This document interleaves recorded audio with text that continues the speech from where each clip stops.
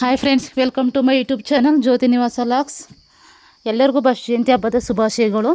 ಅಂದರೆ ಅಕ್ಷಯ ತೃತೀಯ ದಿನದ ಆರ್ಥಿಕ ಶುಭಾಶಯಗಳು. ನಾನು ಜಯಂತಿ ದಿನದಿಂದ ನಾನು ಆ ದಿನ ಹಬ್ಬ ಮಾಡೋಕ್ಕಾಗಿಲ್ಲ. ಯಾಕಂದರೆ ನಮ್ಮಲ್ಲಿ ನಾನ್ ವೆಜ್ ಅಡುಗೆ ಮಾಡಿದ್ವಲ್ಲ, ಅದರಿಂದ ಮನೆಯೂ ಕ್ಲೀನ್ ಇರಲಿಲ್ಲ, ಮನೆ ಸೀಟ್ ಇರಲಿಲ್ಲ, ಅದರಿಂದ ಮಾಡೋಕ್ಕಾಗಿಲ್ಲ.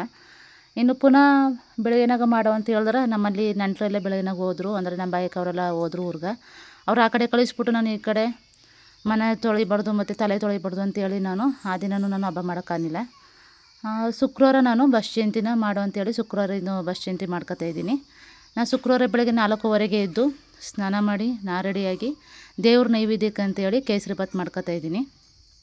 ದೇವ್ರ ನೈವೇದ್ಯಕ್ಕಿಟ್ಟು ಪೂಜೆ ಮಾಡುವಂಥ ನಾನಿವತ್ತು ಬ್ರಾಹ್ಮಿ ಮುಹೂರ್ತಲ್ಲೇ ಪೂಜೆ ಮಾಡಬೇಕು ಅಂತೇಳಿ ನಾನು 4:15ಗೆ ಎದ್ದು ರೆಡಿಯಾದಿ ಮತ್ತು 5:15 ಒಳಗೆ ನಾನು ಪೂಜೆ ಮುಗಿಸ್ಕೋಬೇಕು ಅಂತ.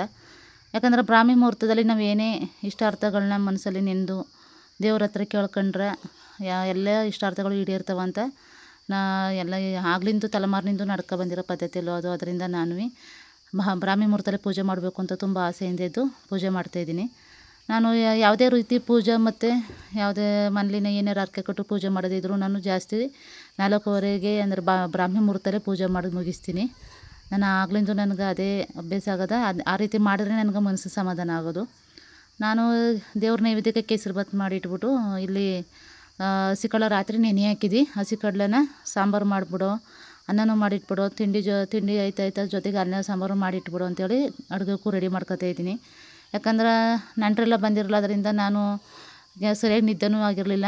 ಅವರೊಂದಿಗೆ ಮಾತಾಡ್ತಾ ಮತ್ತು ಅಮಾವಾಸ್ಯೆ ಪೂಜೆದ ಕೆಲಸ ಕಾರ್ಯಗಳೆಲ್ಲ ಇದ್ರಿಂದ ನಿದ್ದೆ ಮಾಡೋಕ್ಕಾಗಿರಲಿಲ್ಲ. ಅದನ್ನು ಇವತ್ತು ಫುಲ್ ರೆಸ್ಟ್ ಮಲಗಿಕೊಳ್ಳೋ, ಇವತ್ತು ರೆಸ್ಟ್ ಮಾಡೋ ಅಂತೇಳಿ ನಾನು ಬೆಳಗ್ಗೆಗೆ ಅನ್ನ ಸಾಂಬಾರು ಮಾಡಿಟ್ಬಿಡು ಅಂತೇಳಿ ಮಾಡ್ತಾಯಿದ್ದೀನಿ. ಅನ್ನ ಸಾಂಬಾರು ಮಾಡಿಟ್ಬಿಟ್ರೆ ನನ್ನ ತಂಗಿ ಐಕ್ಳು ಮತ್ತು ನನ್ನ ಮಕ್ಕಳು ಅವರೆಲ್ಲ, ನನ್ನ ಮಗಳು ಅವ್ರಿಗೆಲ್ಲ ತಿಂಡಿ ಹಾಕ್ಕೊಡ್ತಾಳೆ ಮತ್ತು ಊಟಕ್ಕೆಲ್ಲ ಅವರೇ ಹಾಕ್ಕೊಡ್ತಾಳೆ ಅಂತೇಳಿ ನಾನು ಅಡುಗೆ ಮಾಡಿ ಇಡ್ತಾಯಿದ್ದೀನಿ. ಇನ್ನು ತಿಂಡಿಗೆ ನೈವೇದ್ಯಕ್ಕೆ ಕೇಸರಿ ಬಾತ್ ಮಾಡಿ ಇಟ್ಬಿಟ್ಟು ನಾನು ದೇವ್ರಿಗೆ ಗಂಧ ಕಡಿ ಮತ್ತು ದೀಪ ಹಚ್ಚಿ ಪೂಜೆ ಮಾಡ್ತಾಯಿದ್ದೀನಿ. ದೇವ್ರಿಗೆ ನಾವು ಮನಸ್ಸಲ್ಲಿ ಭಕ್ತಿಯಿಂದ ನಾವು ದೇವ್ರ ಪೂಜೆ ಮಾಡಿದ್ರೆ ಅದೇ ಒಂದು ದೇವ್ರಿಗೆ ತೃಪ್ತಿ ಆಯ್ತದೆ. ನಾವು ಏನು ಆಡಂಬರದ ಪೂಜೆ ಏನು ಬೇಕಾಗಿಲ್ಲ. ಯಾಕಂದ್ರೆ ಎಷ್ಟೇ ನಾವು ಏನೇ ದೇವ್ರ ಮುಂದೆ ಹಣ್ಣುಗಳೇ ಆಗಲಿ ಏನೇ ತಿಂಡಿ ತೀರ್ಥ ಮಾಡಿಟ್ರೂ ಅದೆಲ್ಲ ದೇವ್ರೇನು ಬಂದು ತಿಂದು ಹೋಗಲ್ಲ. ದೇವರು ಬೇಕಾಗಿರೋದು ಭಕ್ತಿ, ಗಂಧ ಕಡಿ ಕರ್ಪೂರ ಮತ್ತು ಧೂಪ ಹಾಕಿ ದೇವ್ರ ಕೈ ಮುಗಿದ್ರೆ ಅಷ್ಟೇ ಸಾಕು ಅಂತ ತಿಳ್ಕೊಂಡು ನಾನು ಭಕ್ತಿಯಿಂದ ದೇವ್ರ ಕೈ ಮುಗಿದು ನನ್ನ ಇಷ್ಟಾರ್ಥಗಳನ್ನೆಲ್ಲ ಕೇಳ್ಕೊಂಡು ತಿಂಡಿಗೆ ಉಪ್ಪಿಟ್ಟು ಮಾಡೋ ಅಂತೇಳಿ ಉಪ್ಪಿಟ್ಟಿಗೆ ರೆಡಿ ಮಾಡ್ಕೊತಿದ್ದೀನಿ. ಉಪ್ಪಿಟ್ಟು ಇಷ್ಟೊತ್ತಿಗೆ ಮಾಡೋದು ಬೇಡ, ಆರೋಯ್ತದೆ ಅಂತೇಳಿ ಆಮೇಲೆ ಮಕ್ಕಳೆಲ್ಲ ಎದ್ಮೇಲೆ ಮಾಡ್ಕೊಂಡ್ರೆ ಆಯಿತು ಅಂತ ನಾನು ದೇವ್ರ ಪೂಜೆ ಎಲ್ಲ ಮುಗಿಸ್ತಿ. ಈ ದೇವ್ರ ಪೂಜೆ ಮಾಡಿದ್ರೆ ಸರಿ ಮನೇಲಿ ಏನೋ ಒಂಥರ ಪಾಸಿಟಿವ್ ವಬ್ಸ್ ಇರ್ತದೆ. ಏನೋ ಮನಸ್ಸಲ್ಲಿ ಸಮಾಧಾನ, ಮನೆ ತುಂಬ ಒಂಥರ ನಗು ಸಂತೋಷ ಅನ್ನೋದು ಇರ್ತದೆ. ಅಂದರೆ ಪಾಸಿಟಿವ್ ಆಗಿರ್ತದೆ ಅಂತ ಹಿರಿಯರಲ್ಲಿ ಹೇಳ್ತಾರೆ, ಅದು ನಿಜ. ನಮ್ಮಲ್ಲೂ ನಾವು ಬೆಳೆನಾಗ ಪೂಜೆ ಮಾಡಿದ್ರೆ ಸಾಕು ಏನೋ ಒಂಥರ ಮನಸ್ಸಲ್ಲಿ ಸಮಾಧಾನ. ಆ ದಿನ ಎಲ್ಲ ಸಮಾಧಾನವಾಗಿ ಖುಷಿಯಿಂದ ಇರೋ ದಿನ ಕಳೀತದೆ.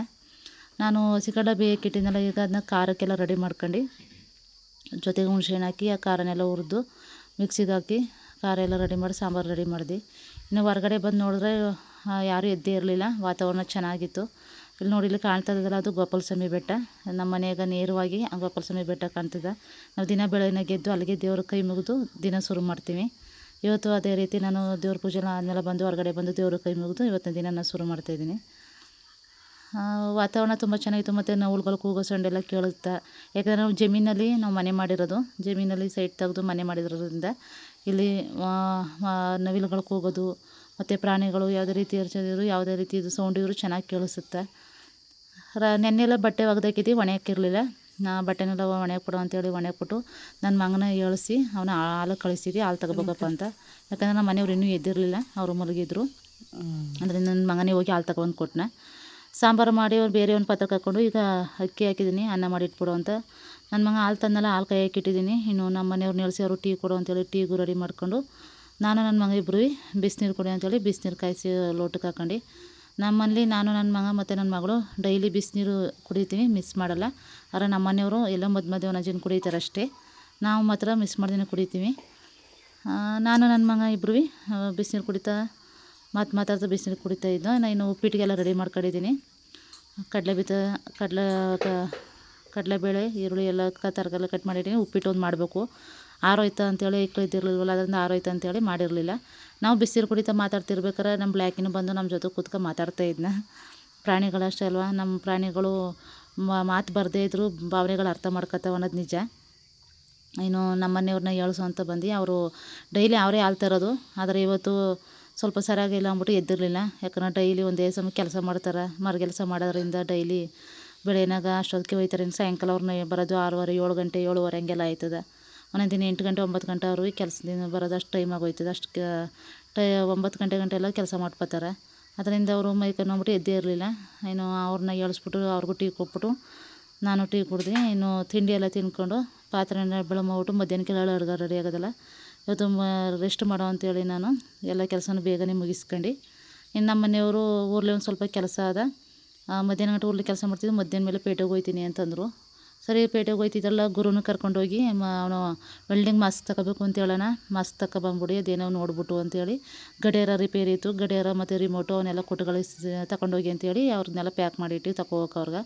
ಏನೋ ಅಷ್ಟಕ್ಕೆ ನಮ್ಮ ಊರಲ್ಲೇ ಒಬ್ಬರು ಕೆಲಸ ಕರೆಯಕ್ಕೆ ಬಂದರು, ಡೋರ್ ಫಿಟ್ ಮಾಡಿಸ್ಬೇಕಾಯ್ತಂತ. ಅದರಿಂದ ಅವರು నేను ಅವ್ರ ಹತ್ರ ಸರಿ ಸಾಯಂಕಾಲ ಮಾಡ್ಕೊಡ್ತೀನಿ ಅಂದರು. ಇಲ್ಲ ಆಗಲ್ಲ ಬನ್ನಿ ಇವಾಗಲೇ ಮಾಡಿಬಿಡಿ, ನಾವು ಹಳ್ಳಿ ಕಡೆ ಹೋಗ್ಬೇಕು ಇವತ್ತು ಅಂತೇಳಿ ಅವ್ರನ್ನ ಡೋರ್ ಫಿಟ್ ಮಾಡೋಕೆ ನಮ್ಮ ಮನೆಯವ್ರನ್ನ ಕೆಲಸಕ್ಕೆ ಅಂದ್ಬಿಟ್ಟು ಕರ್ಕೋದ್ರು.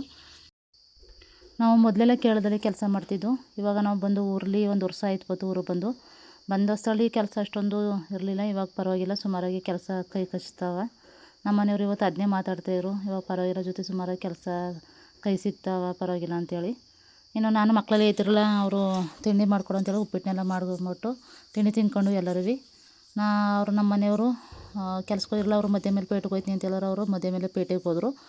ನಾನು ಈ ಕಡೆ ಮನೆಯೆಲ್ಲ ಕೆಲಸ ಎಲ್ಲ ತೀರಿಸ್ಬಿಟ್ಟು ನಾನು ಮಲ್ಲಿಕ ರೆಸ್ಟ್ ಮಾಡಿದೆ. ಅವರು 3:30 ಬರ್ತೀನಿ ಅಂತ ಹೇಳಿದರು ನಮ್ಮ ಮನೆಯವರು. ಅವ್ರು ಬರೋವಾಗ 4 ಗಂಟೆನೇ ಆಗೋಗಿದ್ದು. 4 ಗಂಟೆಲಿ ಬಂದರು. ಊಟ ಮಾಡಿದ್ರೆ ಅಂತ ಕೇಳ್ತಿಲ್ಲ, ಇನ್ನೂ ಊಟ ಆಗಿಲ್ಲ, ಇವಾಗ ಹಾಕ್ಕೊಡು ಊಟನ ಅಂತ ಹೇಳ್ಬಿಟ್ಟು ಮಾತಾಡ್ಸ್ಕೊತಿದ್ರು.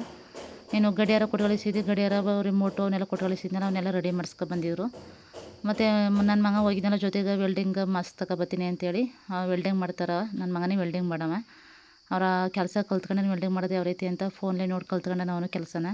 ಅದರಿಂದ ಮಾಸ್ಕ್ ಇರಲಿಲ್ಲ, ವೆಲ್ಡಿಂಗ್ ಮಾಸ್ಕು. ಅದನ್ನ ಸಿಂಪಲಾಗಿ ಗುಂಡ್ಲುಪೇಟೆಲಿ ತಗೊಬತ್ತೀನಿ, ಮೈಸೂರಿಗೆ ಹೋಗಿದ್ರೆ ಚೆನ್ನಾಗಿರೋ ತಗೊಬರೋ ಅಂತೇಳಿ ಅವರು ಗುಂಡ್ಲುಪೇಟೆಲಿ ಹೋಗಿ ತಗೊಬಂದರು ಸಿಂಪಲಾಗಿರೋದನ್ನ. ಸುಮಾರಾಗಿ ಸಿಕ್ತಂತ, ಸುಮಾರಾಗಿರೋದು. ಪರವಾಗಿಲ್ಲ ಮಮ್ಮಿ ಸುಮಾರಾಗದೆ, ಸದ್ಯಕ್ಕೆ ಯೂಸ್ ಮಾಡ್ತಿರ್ತೀನಿ ಅಂತೇಳಿ ಅದನ್ನ ಯಾವ ರೀತಿ ಹಾಕೋಬೋದು ಅಂತೇಳಿ ನೋಡಿ ಟ್ರಯಲ್ ನೋಡ್ತಾ ಇದ್ನ. ಮೊಸರು ಪ್ಯಾಕೆಟು ಮತ್ತು ಐಕ್ಳಿಗೆಲ್ಲ ತಿಂಡಿ ತಗೊಬಂದು ಅವರು ಊಟ ಮಾಡ್ಕೊಂಡು ಸ್ವಲ್ಪ ಹಳ್ಳಿ ಕಡೆ ಕೆಲಸ ಅದ ಅಂತೇಳಿ ಅವರು ಹಳ್ಳಿ ಕಡೆ ಹೋದರು. ಅಂಗಡಿಲಿ ಕೆಲಸ ಅದ ಅಂತೇಳಿ. ಇನ್ನು ನನ್ನ ಮಗ ಇವತ್ತು ಎಲ್ಲೂ ಹೋಗಿಲ್ಲ, ಮನೇಲಿ ರೆಸ್ಟ್ ಮಾಡಿದ್ನವ. ಮತ್ತು ಯಾರೆಲ್ಲ ನನ್ನ ಯೂಟ್ಯೂಬ್ ಚಾನಲ್ನ ಸಬ್ಸ್ಕ್ರೈಬ್ ಮಾಡ್ಕೊಂಡಿಲ್ಲ ಅವರೆಲ್ಲ ಸಬ್ಸ್ಕ್ರೈಬ್ ಮಾಡ್ಕೊಳ್ಳಿ ಅಂತ ಕೇಳ್ತಾ ಇದ್ದೇನೆ. ಮತ್ತು ಹೆಚ್ಚು ವೀಡಿಯೋಗಳನ್ನ ನೋಡಿ, ನನ್ನ ಚಾನಲ್ಲಿ ಬರುವಂಥ ವೀಡಿಯೋಗಳನ್ನ ಹೆಚ್ಚು ನೋಡಿ ಅಂತಲೂ ಕೇಳ್ತಾ ಇದ್ದೀನಿ. ನಾನು ಹೊಸ್ದಾಗಿ ಯೂಟ್ಯೂಬ್ ಚಾನಲ್ ಓಪನ್ ಮಾಡಿರೋದ್ರಿಂದ ಎಲ್ಲರೂ ನನಗೆ ಸಪೋರ್ಟ್ ಮಾಡಿ ಅಂತ ಕೇಳ್ತಾ ಇದ್ದೀನಿ. Thank you all.